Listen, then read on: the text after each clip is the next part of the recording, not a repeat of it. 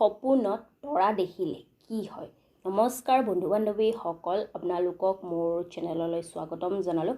বন্ধু-বান্ধৱীসকল, আজিৰ এই সপোনৰ ভিডিঅ'টিত আমি জানিম সপোনত তৰা দেখিলে কেনেকুৱা ফলাফল পোৱা যায়। অৰ্থাৎ ভালনে বেয়া, শুভনে অশুভ, সকাৰাত্মক নে নকাৰাত্মক বা কি কথাৰ সূচক হয় তাৰে বিষয়ে আজি আমি এই ভিডিঅ'টি জানিম।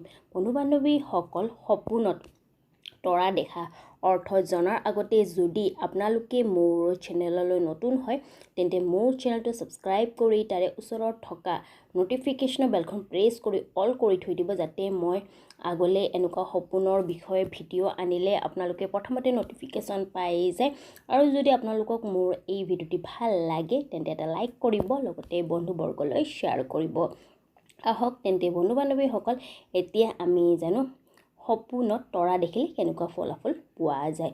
বন্ধু-বান্ধৱীসকল, সপোনত যদি কোনোবা মহিলা বা পুৰুষে যদি সপোনত তৰা দেখে তেন্তে এই সপোনে এইটোৱে সংকেত কৰে যে আহিব লগা সময়ত বা ভৱিষ্যতেও কোনো ধৰণৰ ধন লাভ হ'ব।